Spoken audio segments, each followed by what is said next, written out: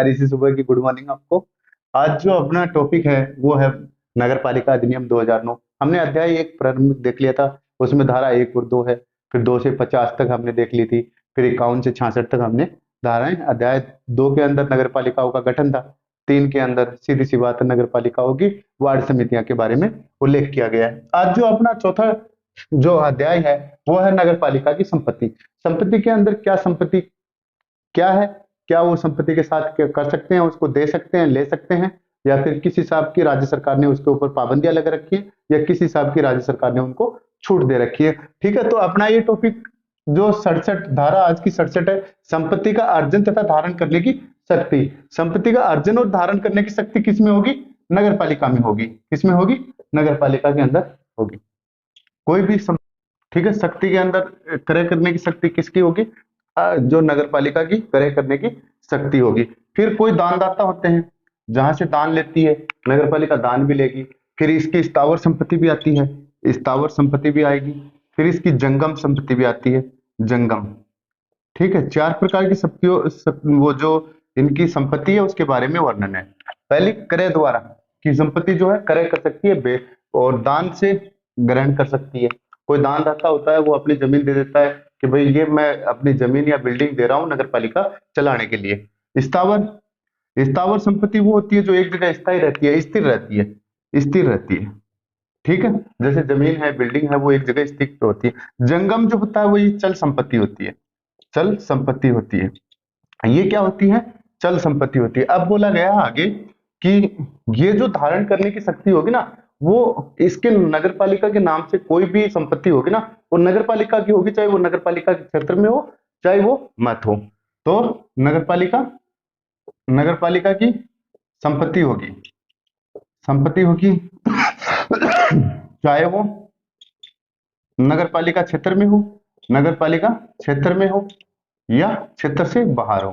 क्षेत्र के अंदर तो ठीक है, लेकिन बाहर की बात आती है। जैसे मान लो अपना जयपुर नगर निगम है, तो उसके आसपास का जो एरिया है, जैसे मान लो इधर चोमो का एरिया आ जाता है या कोई और आ जाता है एरिया, तो वो क्या करते हैं कि अपने जो आसपास का एरिया होता है और वो नगर निगम के नाम से यदि प्रॉपर्टी है ना, तो वो धारण करने की शक्ति किसकी होगी? नगर निगम को धारण करने की, या नगर पालिका जो भी है उसको वो धारण करेगी। उसी की धारण करने की शक्ति होगी, वो बना के रखेगी, और अर्जित करने की, खुद के पास रखने की शक्ति होगी, चाहे वो नगर पालिका क्षेत्र की हो या नगर पालिका क्षेत्र के बाहर की हो। अगली जो धारा अपनी 68 नंबर की है कि संपत्ति का निहित होना। नगर पालिका में संपत्ति का निहित होना, नगर पालिका में संपत्ति का निहित होना, निहित होना, उसके अंदर समा जाना या उसकी होना, निहित होना। कौन सी संपत्ति होगी? नहीं होगी, पहले तो वो देखते हैं, नहीं होगी। कौन सी संपत्ति नगर पालिका की नहीं होगी? जो राज्य सरकार की जो आरक्षित भूमि है ना, राज्य सरकार की भूमि, राज्य सरकार की, राज्य सरकार की जो भूमि है ना, भूमि को छोड़ के राज्य सरकार की कोई भी भूमि होगी वो नगर पालिका की नहीं होगी। दूसरा, नजुल भूमि नहीं होगी, नजुल भूमि। तो नजुल भूमि कौन सी होती है? जिसका मालिक नहीं हो, मालिक नहीं हो, लावारिस जो जमीन होती है, मालिक नहीं हो, वो नजुल भूमि होगी। ये दोनों राज्य सरकार की होंगी। ये किसकी होंगी? राज्य सरकार की। ये नगर पालिका की नहीं होंगी। अब नगर पालिका की क्या होगी? नगर पालिका की, नगर पालिका क्षेत्र के अंदर जो भी सार्वजनिक भूमि आएगी वो आएगी। पहली बात आएगी सार्वजनिक भूमि, सार्वजनिक भूमि आएगी। फिर जो सार्वजनिक कुएं हैं, सार्वजनिक कुएं हैं, और उन कुओं के चारों तरफ भी जो जमीन छोड़ देते हैं वो भी नगर पालिका की होगी। परकोटा है, शहर का जो परकोटा होता है ना, परकोटा, वो भी इसी के अंदर आएगा। आपकी जो शहर के अंदर परकोटा, कुछ पुल होते हैं, पुलिया होते हैं, पुलिया, वो भी शहर के आएंगे। फिर खेल के मैदान जो हो गए वो भी इसी के आएगी, खेल के मैदान। ठीक है, चाहे वो किसी भी स्कूल के हो, कॉलेज के हो, प्लेग्राउंड जो भी है वो इसी के आएंगे। फिर कोई ऑफिस, सरकारी ऑफिसों की जगह है, वो यदि राज्य सरकार के खाते में चढ़ी हुई है तो राज्य सरकार की होगी, यदि वो नहीं चढ़ी हुई है तो वो सरकारी जमीन आएगी, जमीन आएगी। भवन आएंगे, जो सार्वजनिक भवन है ना, सार्वजनिक भवन, सार्वजनिक भवन कौन से होते हैं?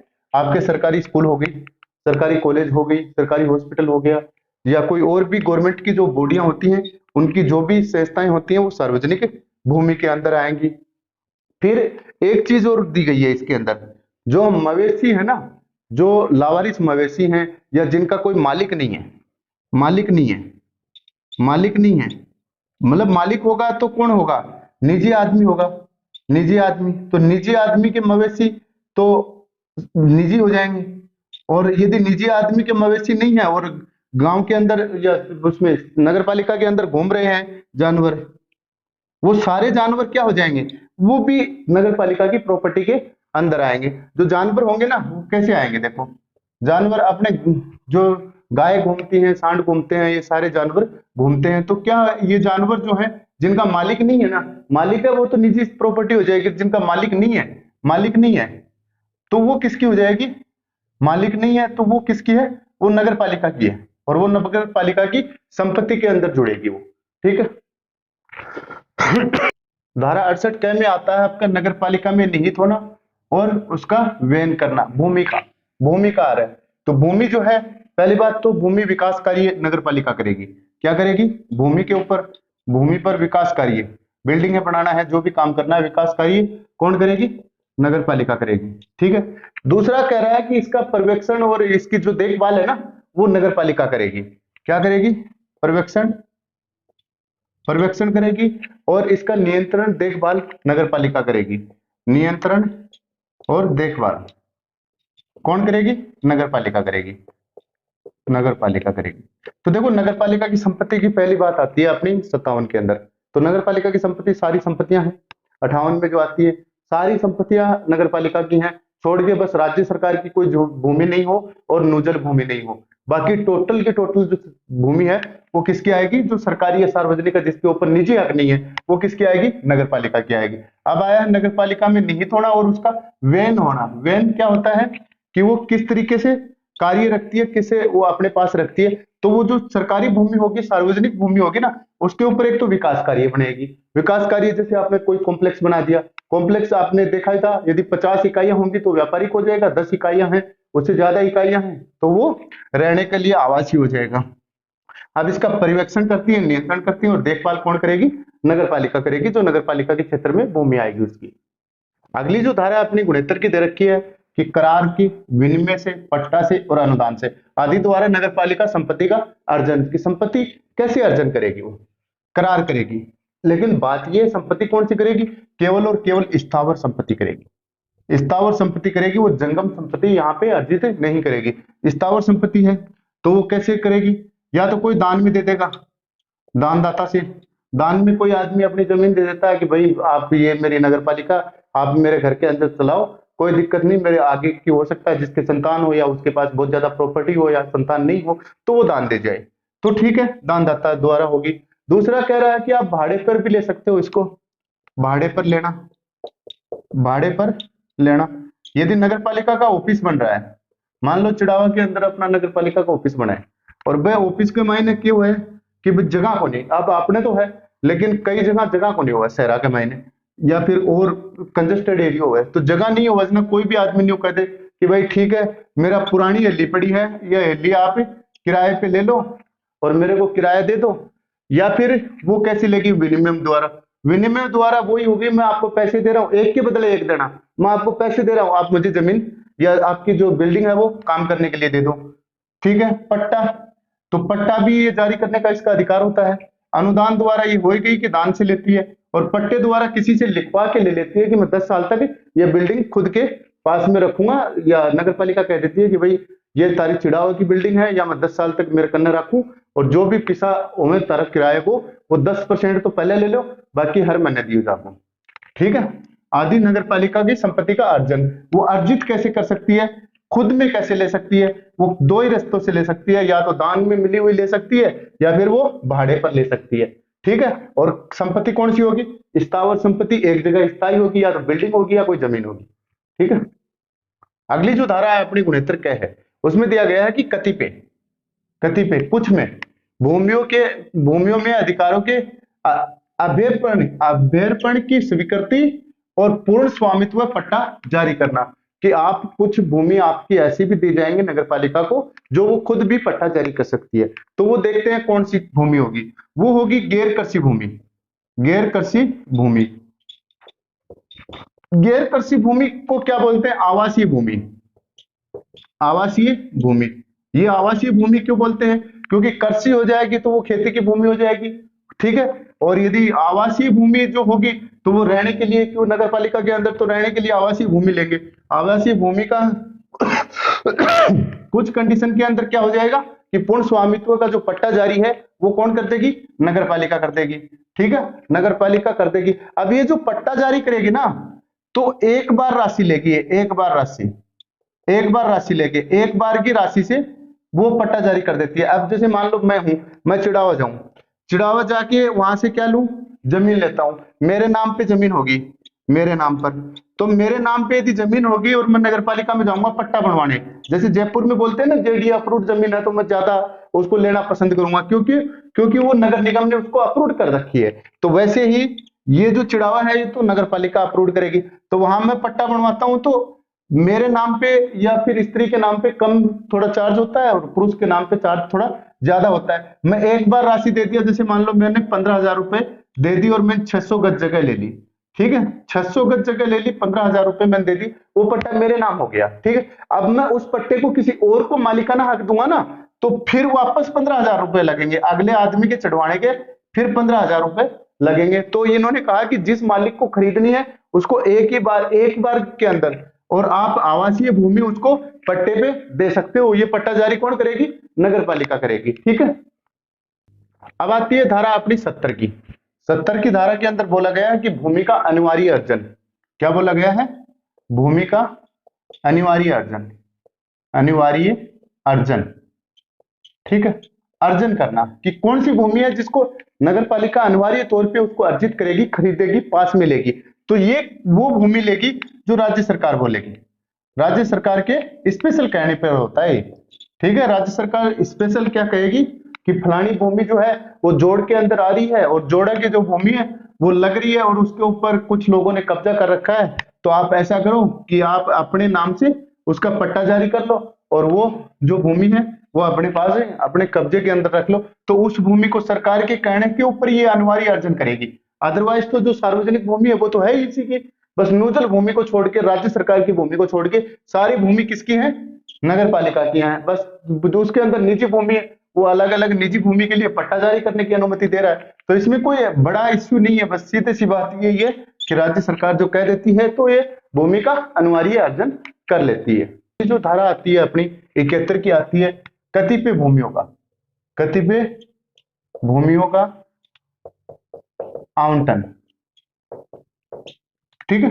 कतिपय भूमियों का आवंटन और नियमन। क्या आएगा? नियमन, कि कुछ भूमि है उनका आवंटन भी करेगी और उसके ऊपर नियम भी बनाएगी। तो आवंटित कौन सी भूमि है और नियमन किस भूमियों पे बनता है? तो भूमि जो है वो लैंड एरिया जो होता ही है। अब ये कह रहा है कि आप आवंटन उसका बंटवारा करोगे, बांटोगे या बेचोगे, बांटोगे या बेचोगे, ठीक है, या उसको नियमित करोगे। तो जो पैसे आएंगे ना वो राज्य की संचित निधि में आएंगे, राज्य की संचित निधि में आएंगे, संचित निधि में, ठीक है। अब राज्य यदि कह देता है तो वो नगर पालिका निधि में आएंगे, नगर पालिका निधि में आएंगे।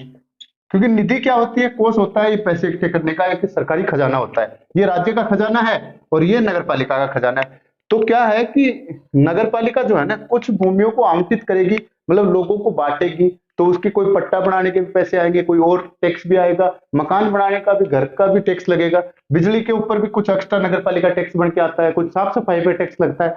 तो वो जो पैसे आएंगे ना वो सारे के सारे पैसे, और बेचने के लिए जो जमीन बेच दी जिसके नाम से पट्टा बना रहे हैं, कुछ पैसे उससे ले रहे हैं ना, वो सारे के सारे कहां पे जमा होंगे?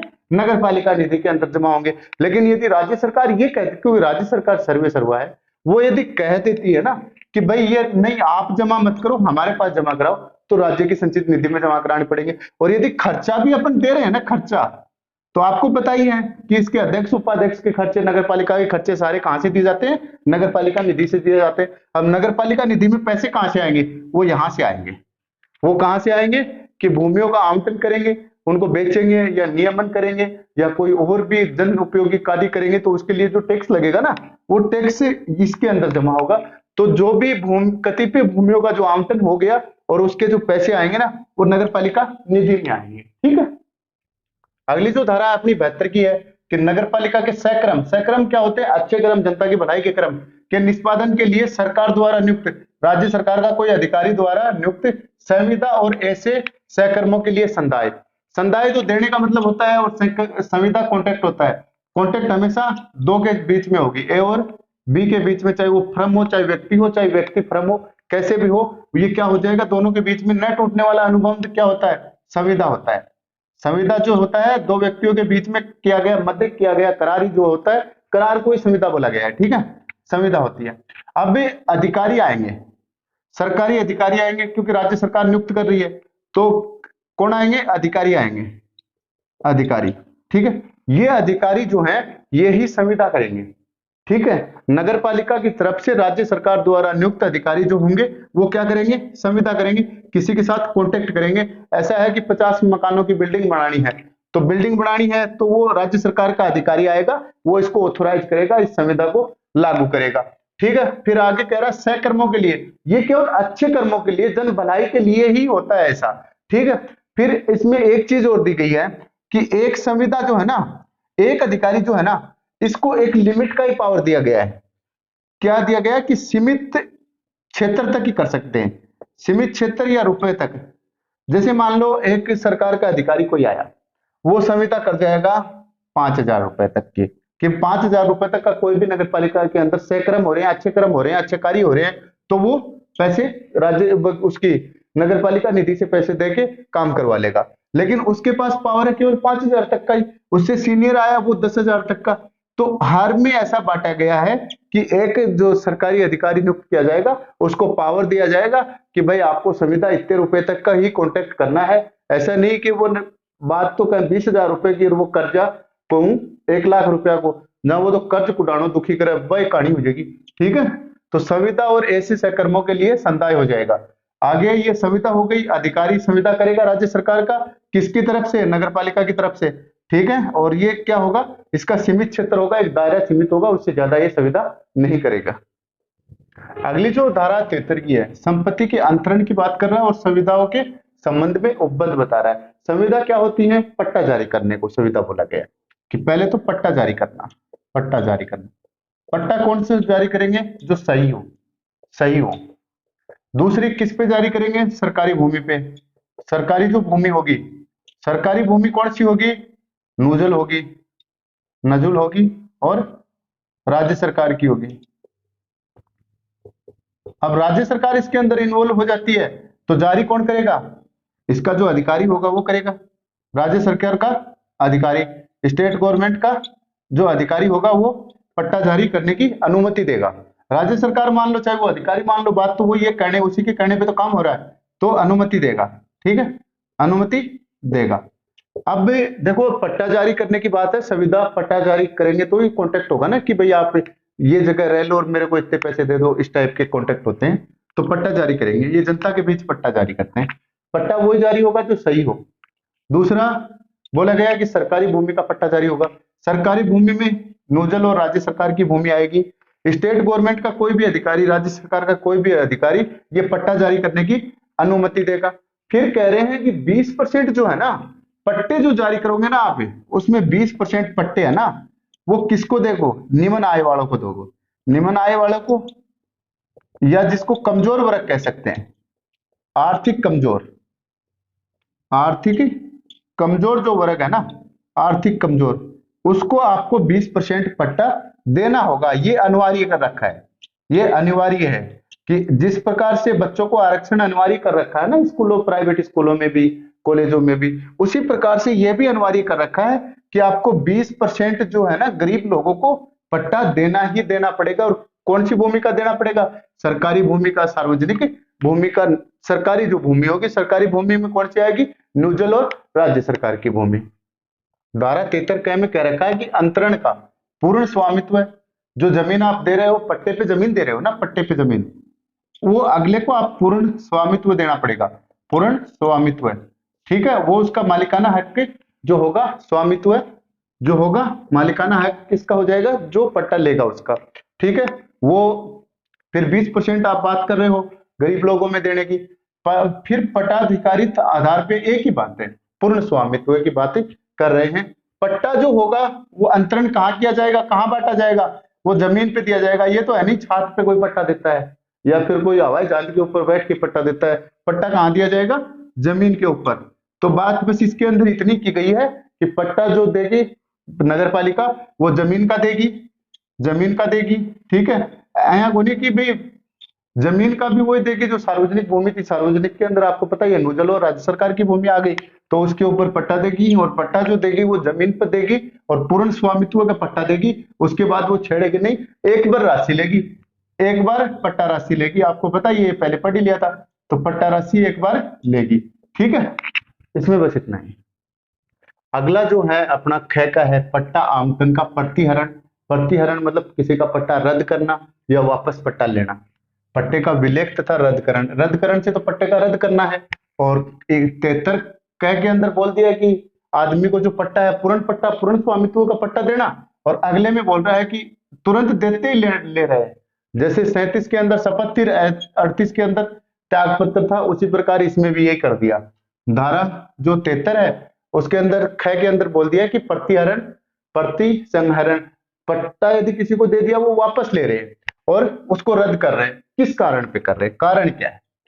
कारण ये है, पहले तो मिथ्या मिथ्या सूचना से, मिथ्या सूचना से या फिर गलत सूचना से, गलत सूचना से, गलत तरीके से या गलत सूचना से कोई आदमी अपना पट्टा जारी करवाता है। ठीक है, मिथ्या सूचना से या गलत तरीके से कोई आदमी अपना पट्टा जारी करवाता है। तो राज्य सरकार क्या करेगी, ये पूरा काम देखेगी राज्य सरकार।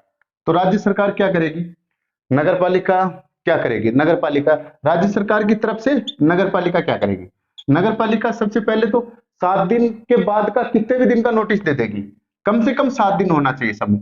समय कितना है, 7 दिन से अधिक का नोटिस दे देगी। ठीक है, उस आदमी को 7 दिन से ज्यादा का नोटिस दे देगी। नोटिस दे के क्या करेगी, एक उनकी फोटोकॉपी होगी, पर्ची निकलवा के क्या करेगी, एक पर्ची निकलवा के या नोटिस। ठीक है, ये नोटिस निकलवा के वो क्या करेगी, एक तो उसके गेट के बाहर चिपका देगी। गेट के बाहर जो मतलब सहज दर से हो, जिसको बहुत आसानी हो, सीधा आप गली में निकलाने तो सीधी निगाह पे ऊपर ही पड़े, तो सहज दर से, सहज दर से की जगह, दस्से की जगह तो दो पर्ची चेप देगी कि भाई फलानो आदमी हो गलत तरीका वो पट्टो लियो रे, वो पट्टो रद्द कर दियो है। ठीक है, तो पट्टो रद्द को नोटिस कड़े कड़े चिपकाओगी। एक तो जो जमीन है जो पट्टो वो ले रहे हो या मकान है जो पट्टो ले रहे हो है, तो मकान के ऊपर पर्ची के ऊपर पट्टा चिपका देगी, पर्ची चिपका देगी कि ये आपका नहीं है, ये नगर पालिका का है। नगर पालिका आपका पट्टा क्या करती है, रद्द करती है। ठीक है, 2 पर्ची आया की जगह चेप देगी, जो आए गए हर आदमी बने देखे टोक है। ठीक है, ताकि दूसरों आदमी भी वो के आदमी के अंदर की जो भावनाएं होती हैं या उसका सेल्फ रेस्पेक्ट जो होता है वो डाउन होता है, बेइज्जती होती है, तो कोई दूसरा आदमी भी गलत नहीं करे। हालांकि पट्टा उसी को लेना चाहिए जो उसका हकदार है, जो उसके लिए जो उसकी योग्यता है वो उसके अंदर बैठ रही है। गरीब आदमी के लिए पट्टा निकालते हैं तो वहां पे गरीब को लेना चाहिए। ठीक है, तो सहज और सदस्य है। अब ये कह रहे हैं कि आपकी फजती तो होगी, आपने बिना गलत सूचना देके पट्टा जारी करवा लिया, हमने आपका 7 दिन के बाद का नोटिस देके हमने आपका पर्चा भी रद्द कर दिया। 2 पर्ची आपके जो गली मोहल्ले में थी वो भी चिपका दी, एक पर्ची थी वो आपकी बिल्डिंग पे चिपका दी। अब आगे ये कह रहे हैं कि यदि आप इसको अपील करना हो, आपको ये चीज चुनौती देनी है, अपील करनी है आपको कि भाई नगर पालिका के खिलाफ अपील, क्योंकि नगर पालिका ने इसको रद्द किया है, तो नगर पालिका के खिलाफ यदि आपको अपील करनी है तो राज्य सरकार के पास जाओ, राज्य सरकार या उसके कोई अधिकारी के पास जाओ। राज्य सरकार या अधिकारी एक ही बात है, राज्य सरकार या उसका कोई अधिकारी है उसके पास आप ये लेके जाओ।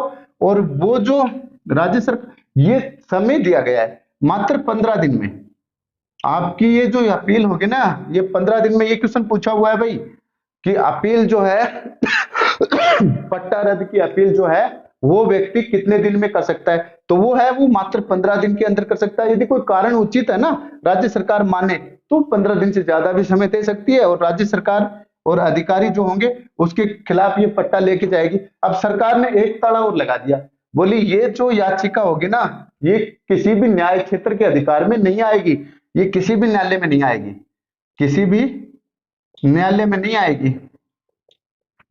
न्यायालय में नहीं आएगी, न्यायालय के अधिकार में नहीं आएगी।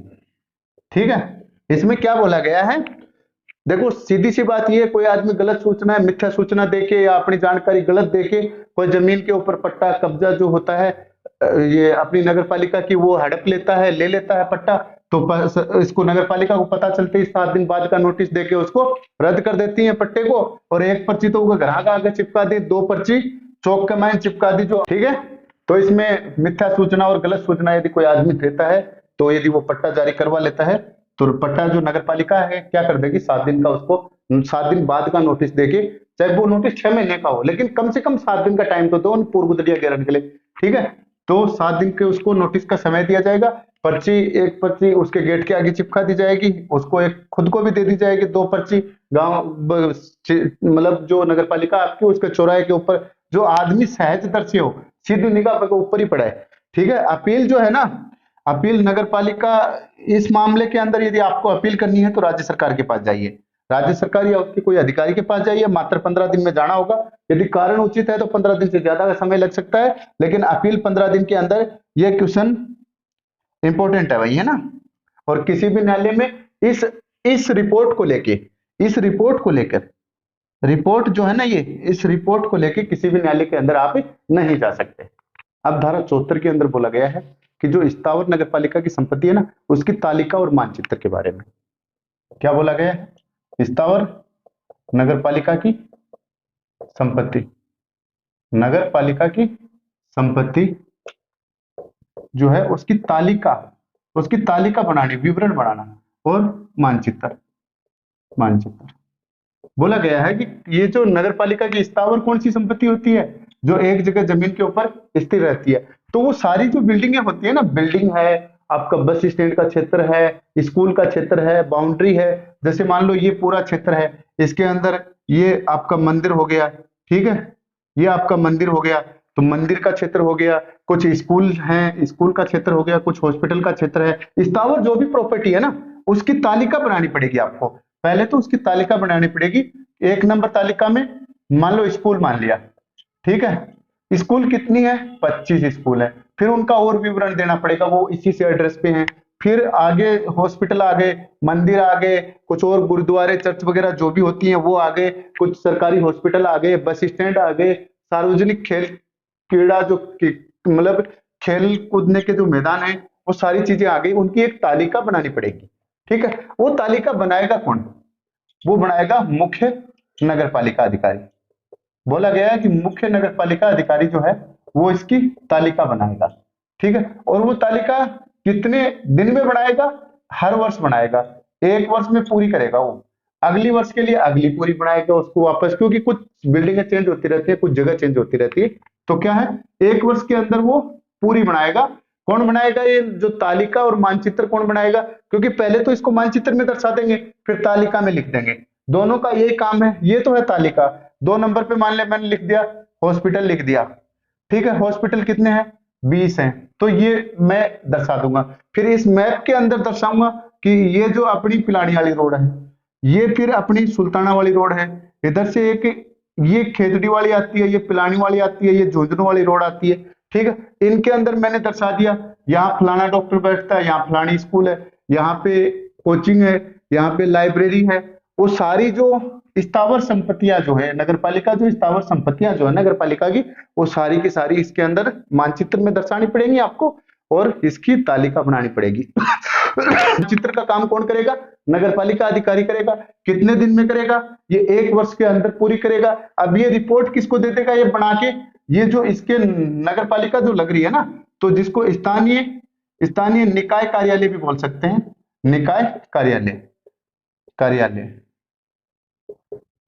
स्थानीय निकाय कार्यालय का मतलब ये हो गया कि जो जहां का नगर पालिका अधिकारी बना रहा है ना, उसके वहां पे क्या है, नगर पालिका बोर्ड है या नगर परिषद है या नगर निगम है, उसके अंदर वो जमा करवा देंगे। ठीक है, अब धारा अपनी आती है 75 की, नगरीय भूमि, नगरीय भूमि और संपत्तियों का संधारण की बात कर रहा है, अभिलेख जो होते हैं, तो नगरीय भूमि, नगरीय भूमि के अभिलेखों का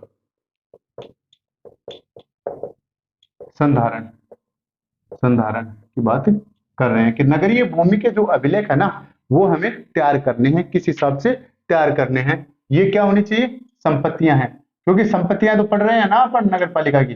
तो इसमें नगरीय भूमि के संपत्तियों की अभिलेखों का संधारण करना। अभिलेख क्या होता है, ये रिकॉर्ड होता है, रिकॉर्ड बोलते हैं, रिकॉर्ड बोलते हैं अभिलेख को। तो अभिलेख जो है वो अपना रिकॉर्ड होता है। तो इसमें कहा है कि नगर की जो भी भूमि है ना उसका आपको रिकॉर्ड बना के देना है। ठीक है, किस भूमि का रिकॉर्ड बनाना है, सार्वजनिक भूमि का बनाना है। पूरी जो सार्वजनिक भूमि है उसका रिकॉर्ड बनाना है, साथ में निजी भूमि का भी बनाना है, निजी भूमि का भी रिकॉर्ड बनाना है, रिकॉर्ड देना है। भाई कहने का मतलब ये सीधी सी भाषा में ये खसरा नंबर देने का काम यही करते हैं, वही रिकॉर्ड है इनका। इनका रिकॉर्ड क्या है, खसरा नंबर देना, खसरा नंबर देना। पटवारी जो गिरदावर जो तहसीलदार जो कानून को जो होते हैं वो क्या करते हैं, इन खसरा नंबर देख के बता देते हैं फलाने आदमी की जमीन है। तो ये जो है अभिलेख जो होते हैं ये उनके जो क्या देते हैं, ये खसरा नंबर देते हैं, पूरा रिकॉर्ड रखते हैं कि ये फलानी जगह उसकी है, दिखड़ी जगह उसकी है, ये सार्वजनिक भूमि है, उसके पास पड़ी वो भूमि फलाने आदमी की है। तो वो सारा रिकॉर्ड जो खसरा नंबर रखते हैं ना, सारा रिकॉर्ड जो रखते हैं सार्वजनिक और निजी दोनों भूमियों का क्या देना पड़ेगा आपको, अभिलेखों का संधारण करना पड़ेगा। और ये हर साल की रिपोर्ट आपकी जमा होगी, नगर पालिका जो वो कार्यालय होता है उस नगर पालिका कार्यालय के अंदर जमा होगी। तो दोस्तों ये अपना जो था आज का जो आपका अध्याय 4 था नगर पालिका की संपत्ति, उसके अंदर हमने देख लिया 67 से लेकर 75 तक के अनुच्छेद। अब जो आगे टॉपिक चलेंगे उसके बाद साथ साथ में आपके जो क्वेश्चन पेपर फॉर्मेट होगा वो शुरू कर दिया जाएगा।